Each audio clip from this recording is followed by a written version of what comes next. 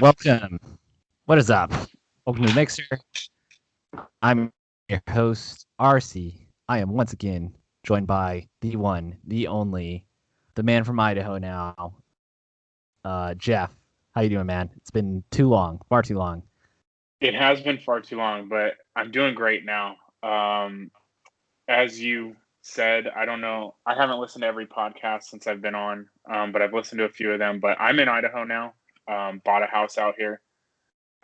We finally got our stuff, so that's what's been holding me back for a while. Is I didn't. The movers,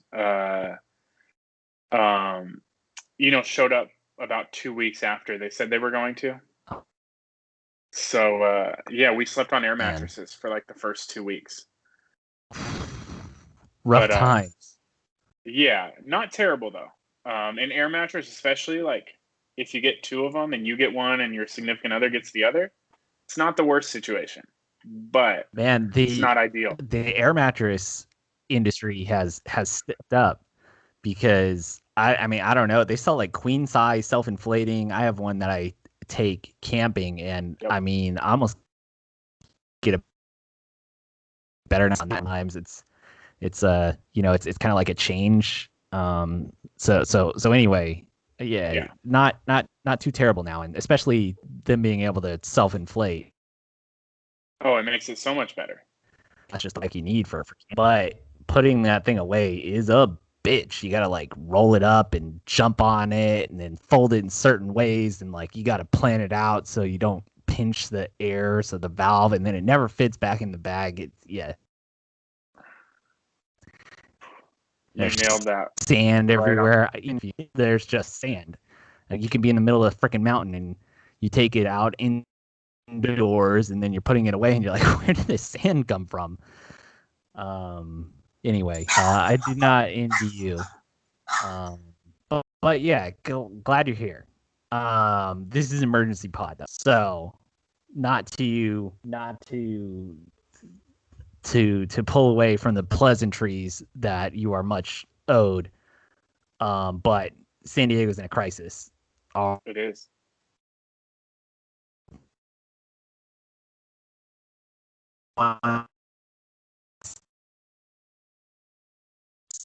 The went in a heap of pain and agony last night.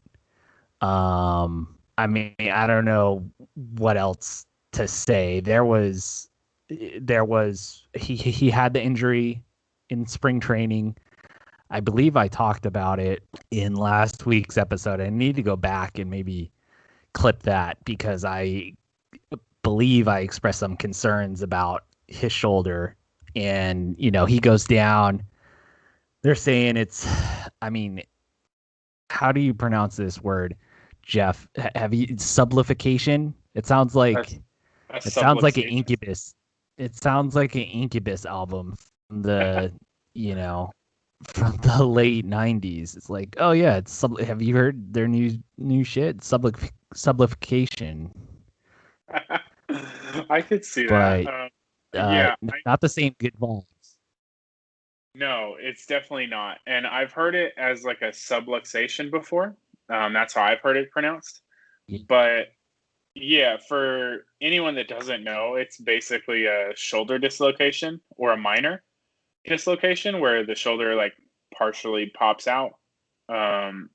And I've had a couple of friends that I played football with growing up that had similar injuries, obviously not done in the same way. They did it playing football where they would hit someone and like their shoulder might slip out a little bit.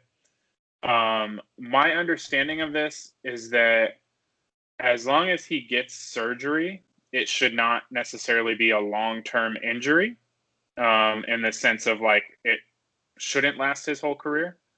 But that's going to require surgery. So then my other understanding of this is that he could come back and play sooner rather than later without surgery. The concern at that point, I think, would be what are the chances of him re-injuring it or redoing it, right? And that's where I think the decision probably has to be made is like, if there's a 80% chance this happens again, right, then you probably just tell him, hey, go get surgery now, and hopefully you can come back at the end of the year, right? But if there's a 5% chance it happens again, maybe you just say, hey, heal up and play and then get surgery in the offseason, you know? Either way, it sucks for the Padres.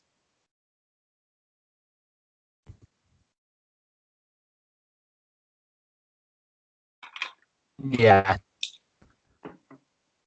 Yeah, it does. Your audio is just a little distorted there, so apologies to anybody. I don't know if that's my end or your end, but we caught, what you're saying, that it just depends on the severity. Hopefully it's not too bad. Whether or not he needs surgery. Obviously this is a huge impact to the season. I mean, this was the guy that was supposed to be the savior, basically. He was. It wasn't like he was a free agent that they brought in. I mean, he wasn't necessarily homegrown, but they got Tatis from the White Sox in the James Shields deal, before obviously he was up in the majors. Then he gets called up and he studs out. And I mean, just the timing of it was all lining up. And you get off to a 3-0 start, you lose the fourth game, and then this happens last night. And everybody on Twitter who was at the game,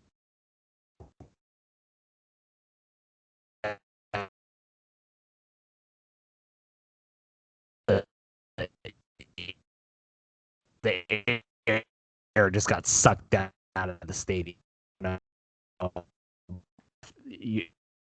They weren't watching the game live, but I just hit in my stuff. When somebody goes down like that, it's bad. I mean, do you have an experience like in sports? Have you seen somebody go down like that and almost feel physical pain yourself? I don't actually. I've been fairly lucky not to really see anything like that. The worst injury I think I've seen live was a torn ACL. And that one was actually when Carson Wentz tore his against the Rams a couple years ago. And you didn't even know what happened because he literally got right back up, played the next play, scored a touchdown, and then left the game and didn't come back. Right. So, like, you knew about it relatively quickly, but, like, he didn't go down in pain or anything. It wasn't, it was weird. It was probably the weirdest injury I've seen. But no, I've been lucky to never see any of these. The worst one I've seen after the fact was probably Paul George's, but I didn't see that one live either. I did know something was going to happen, and then I saw it, and that one was pretty rough. Yeah. I mean, you don't want to see anybody's time in like that. Injuries are terrible. I mean, the Giants even, they tweeted out that they hope he's okay, which, I mean, class act on their part. I mean, Padres Twitter is all over it. There's a guy, Padres Farm, on Twitter at Padres_farm. He found a clip of Conforto. I guess Conforto got an injury. I can't remember if it was last year or if it was sometime in the past. But I mean, he's a lefty, so opposite side of the plate. But if you look at it, I mean, it's almost the same thing. He ended up having surgery, and supposedly he was okay. Or all indications is it looks like he's okay. So, I mean, I think I am of the opinion that you err on the side of caution. You have it for a 14 year. I know you had high hopes for this year. I know it's the year coming back from COVID, so this is the first time fans have been able to see this squad to what they become. So it's the first time that fans are able to go to the games and see the brown uniforms. Even, I mean, they've had the one-offs, but since the switch to the Brown, which I know a lot of people want to go to. And after last season, making the run to the postseason with no fans going there. So I know people are eager and anxious to get out there and see to compete the best in the NL over 162 games. I'm of the opinion, though, you have this guy for 14 years. He already showed indications bothering in training on that one injury where he had, pretty sure, Mountain confirmed. You have him get the surgery, recover fully, don't rush off. Maybe he can be back by the time of the playoffs. I think this team is to get a wild card spot even without Tatis. And then you kind of switch back to the same plan I guess you had in the past few years, where you develop your studs, because I mean there are guys still in the farm system that can make an impact. There's CJ Abrams, who had a good spring, and he's a shortstop. You can get him up. I think he hit a grand slam in spring training. You get him up. You get Mackenzie Gore up. You let Paddock work through his bullshit. Dinelson Lamet, he's another guy who was injured late last season. He threw some innings in spring training, but he's not a starter. With the way they have handled Clevenger last year in the postseason, where they threw him out there and then he was injured. He was very clearly injured, and they're like, oh yeah, he needs Tommy John surgery. Like, if we're gonna go down that road with Lamet, like, do it now. Do it with Tatis as well. Hopefully they're still good enough to get a wild card spot and do some damage in the playoffs. Just taking out the Dodgers would be sweet, but then you have all these guys back for next season, ready to make that run. And if you get CJ Abrams, sorry, not JJ Abrams, Star Wars Lost, and and what he's putting out there, CJ Abrams, and Gore, you get Mackenzie Gore some innings in the bigs, which seems to be a barrier at this point. I think that's the way you do it. Yeah, I mean, I agree with you. I think, at this point, I think you try to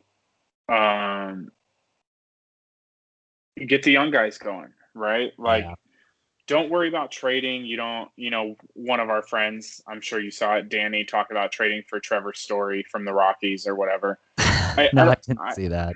I don't think you need to do anything like that, right? Like, you've got a pretty deep team. You've got a good pitching staff. I think, like you said, let some of the young guys work. You've got Tatis for 14 years, right? Like, this year. What was that?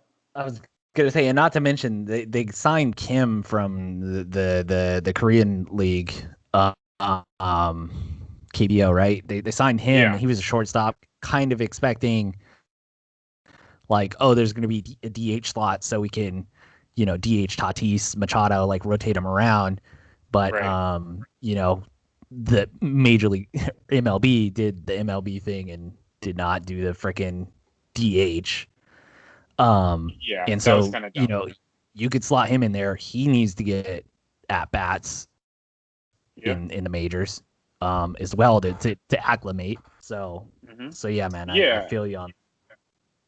I think, obviously it sucks when you lose an MVP contender, right? But I think that, the bigger concern to me, if you're the Padres, has to be Lamet getting healthy, right? Like, he's shown he has elite stuff. And then figuring out Paddock, right? And I mentioned in our group chat today, I think Paddock needs to almost go the Lamet route and throw his off speed closer to 50% and get his fastball usage way down, because he doesn't have an elite fastball, right? But he throws it 60% of the time.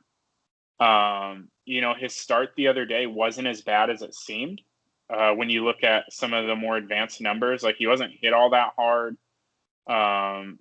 Just kind of getting a little unlucky with certain things. Like I believe Matt said, like the triple down the line, that's fair by probably less than a foot. If that goes the other way, it's kind of nothing happens. You know what I mean? Right. But I think you got to get Paddock figured out. You got to get Lamet healthy. Obviously, getting Clevenger healthy will be huge. And then I've been saying this for 2 years, but you got to figure something out with Mackenzie Gore. He's not getting any younger.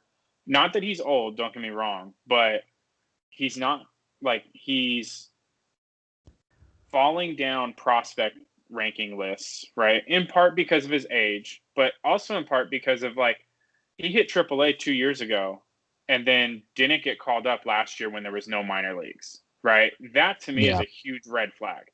Right, not that he had to start last year, but how does he not? If you moved him pretty aggressively through the minor league system, and then you said in a year where he wasn't going to be able to compete, you said no, we don't want him on the major league roster. That to me is okay, this guy isn't really all that. You know what I mean? Yeah. Just kind of my thoughts on him. I think you just bring him up, right? Give him the same treatment that what is it? Urias gets from the Dodgers or got, right? Bring him up as a reliever. Let him relieve for a couple years. I don't expect starting pitchers. This is the other thing with Paddock, right? I don't expect starting pitchers to hit their prime or really be as good as they can be till they start hitting 27, 28, 29, because that's when they really learn how to pitch. But you got to get them some experience, and the thing with the Padres that I think they've done a great job and a terrible job is they seem to do a pretty good job giving guys opportunities, except with their top prospects at times, right? Even going back to Tatis to an extent, I remember reading the only reason he was with the team at the start of the year 2 years ago was because Manny signed. And Manny basically said, if you don't play him, I'm not signing, kind of thing. Yeah. Right? Manny was such a huge influence on that. And that, they ultimately made the right decision, playing him from day one. But, you look at that, and if they'd gotten their way and said, okay, we're not going to, well, when does he come up at that point? Because they weren't that good that year, right? So, does he come up after the 2 or 3 weeks or whatever for the service time? Or was it going to be a mid-June call up or late in the year call up? Who knows how they would have actually handled that. Right. And so the Padres, with their mid-tier prospects, seem to do a great job. And then with their elite guys, I kind of get worried, to be honest. Yeah. Yeah. Players shouldn't have to lobby the owners to throw out their best guys. I remember that Machado story as well, and thankfully he's with us, because who knows what the team would be if he hadn't done that.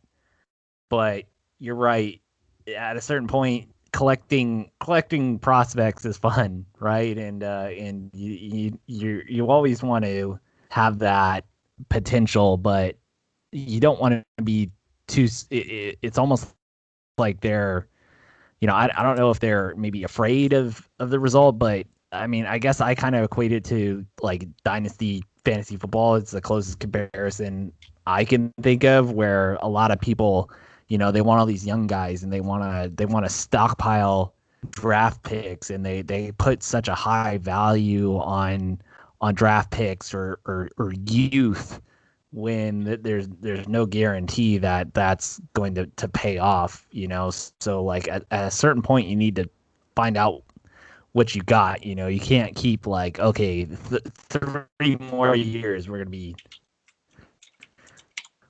stellar. So right. So yeah. Yeah, and I think that this is an opportunity to work through their shit. With Gore, though, I worry that it's mental. Talking or hearing some reporters and media, it sounds like he just might not be ready for prime time mentally, and I don't know how they can make that assessment without having put him out there. But maybe they're just they're trying to keep their hands close to their vest so that can be a cherry on top for a deal in the future. I don't know. They're worried that putting him out there, he's going to get exposed, and then there goes all his value.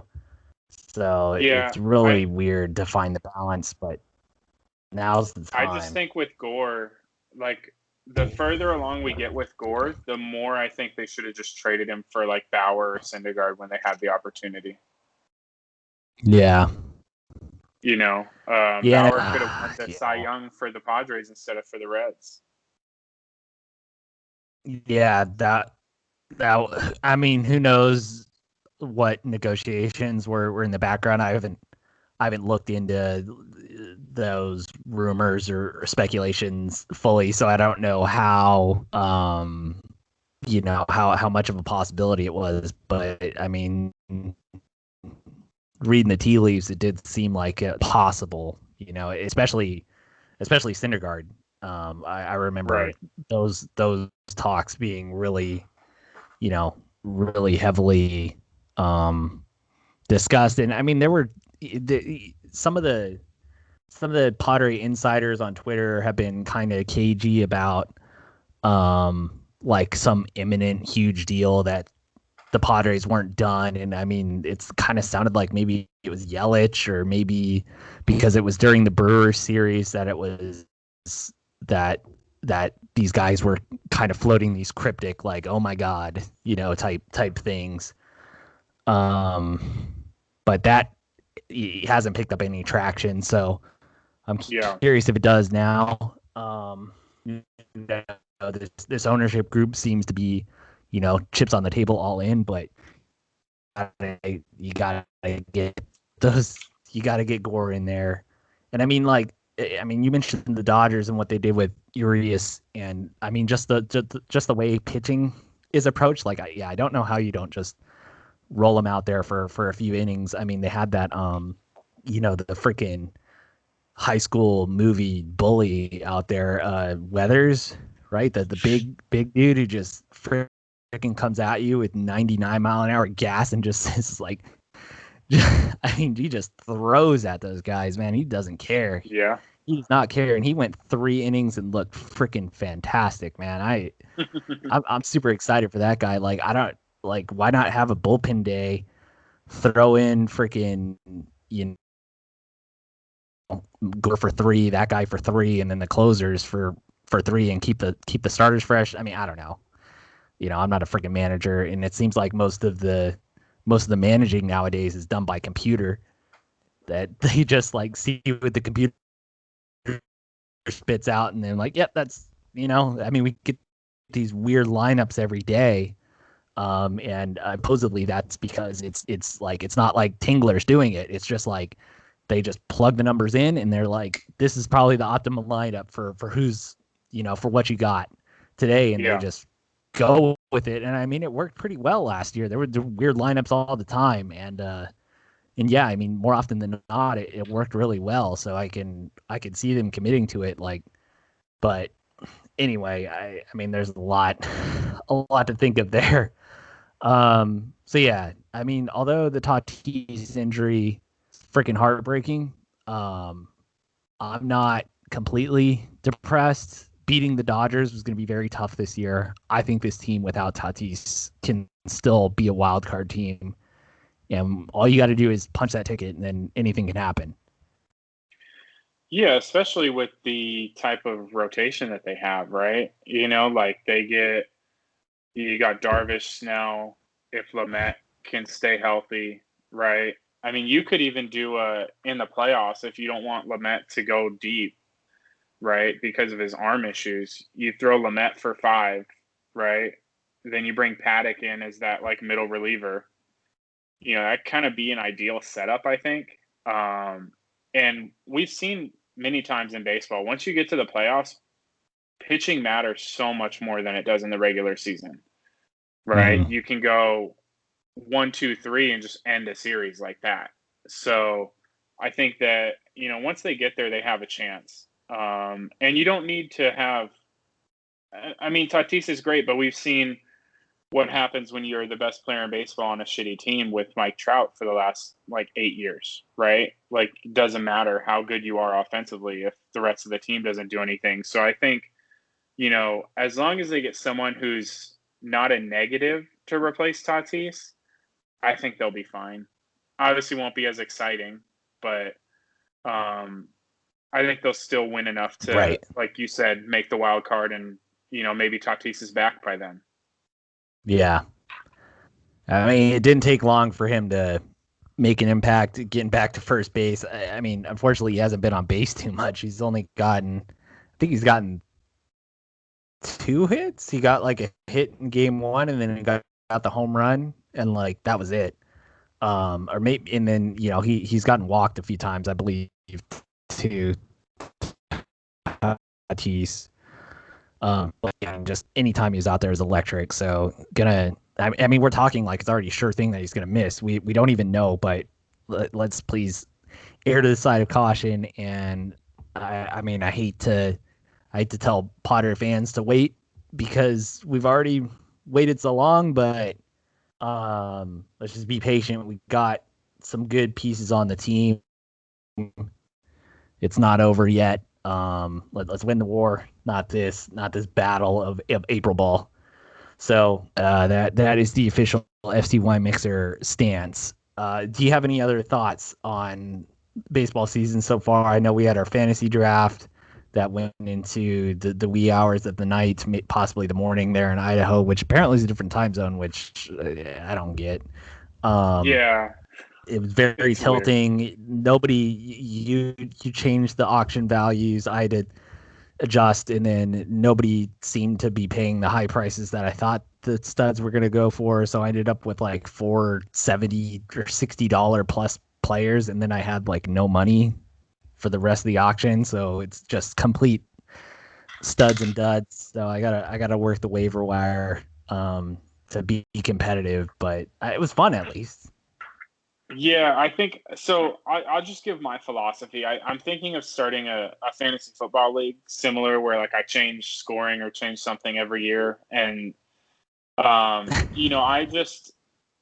think for me, it's more fun because you can't really get into too much of a routine of like, oh, this is the set strategy to win kind Right. of thing. Like you kind of have to readjust every year. And even if the only change is just changing auction values, with the way most people do it, it makes it so much more difficult, right? Because like you said, like our auction budget went from 250 or 275 to $400, right? And so each team had 400, but as you said, that wasn't completely reflected in player prices. There were a couple players, Machado and Tatis both went for $100.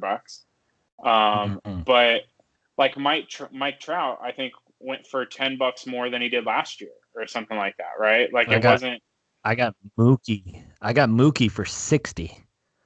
Yeah, He was the and first player nominated, and I had like a $95 tag on him based on what he went for last time. And then, like, nobody was bidding. I was like, all right, well, I guess I'll take Mookie. yeah, yeah. I mean, it was so it. I think it creates a lot of fun and a lot of different scenarios that you'll see, right? And I think that like our scoring system, I changed that last year, although I don't think most people realized it or paid much attention because of the COVID season.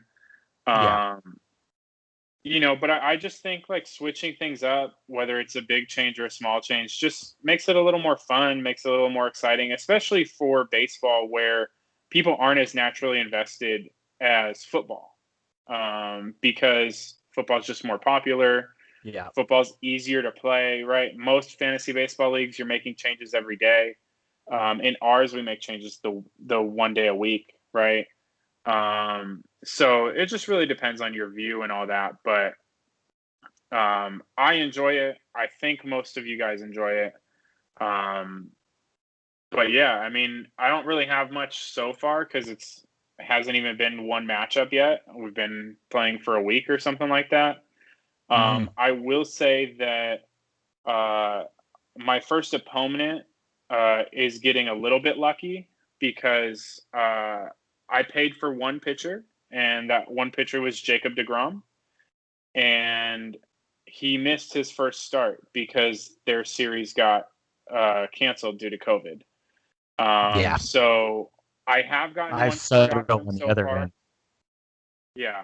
So I got the start yesterday, and I'll probably get a start at the end of the week this week. So I'll probably get 2 out of him, but I potentially had 3 in the first matchup, which would have been huge. But yeah, I mean, Yeah, that's it. We've only had well, now I think we've had 2 series canceled because of COVID, because I think this second national series got canceled as well. Or maybe God, they're playing it. I don't know off the top of my they head, were but supposed to play against the Braves yesterday, and I believe it was rained out. oh, that's what it was. But yeah, I mean, it's a good start to the season. Looks like it'll be a fun year. And yeah, that's about it.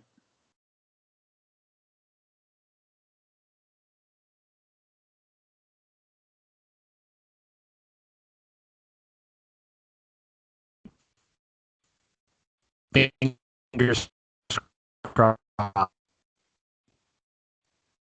What was that, Ro? It was all Scott up the 70. I was just saying, I'm this was auto draft, and so he didn't have a player in like the top 100 players nominated, but then Oh he yeah, filled his whole team with the middle because nobody had any budget, so his auto bids were just grabbing guys.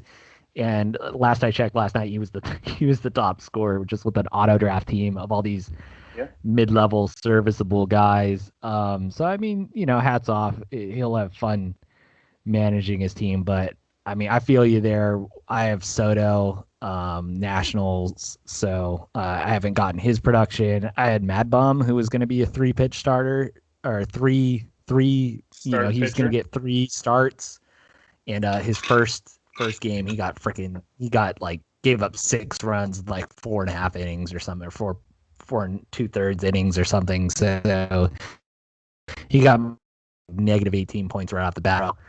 So anyway, Yeah, my other thought on the so far baseball season so far, I mean, Ohtani, the one man show, he's gonna have to pick up the mantle that Tatis is gonna carry for for baseball this year. He was throwing gas. I think he got at 101 miles an hour in the top of the first, a few days ago, and then bottom of the first, he comes out and then smacks a dinger that had an exit velocity of like 107. So, I mean, just insane the athletic yeah. ability of that guy. I got him for a very nice $69 of auction budgets, and I mean, we were bidding him in the 60s. I was like, screw it, 69, just for fun. And yeah, I got him, so I was pretty stoked about that. And then the other thing, like the DH, oh man, I miss the DH. Were you a big NL needs a DH guy before the COVID season?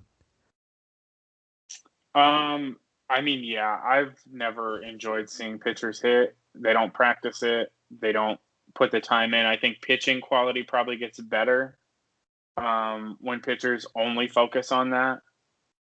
So I'm team DH all the way.